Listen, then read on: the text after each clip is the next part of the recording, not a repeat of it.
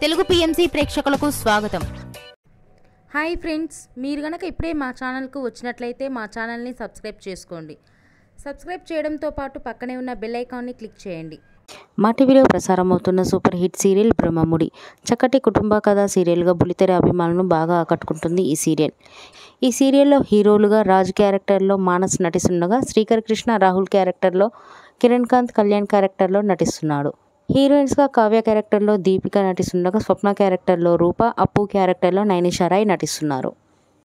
తాజాగా దీపిక తన లేటెస్ట్ ఫొటోస్ని అభిమానులతో పంచుకుంది. ఆ ఫొటోస్ని మనం కూడా చూసేద్దాం.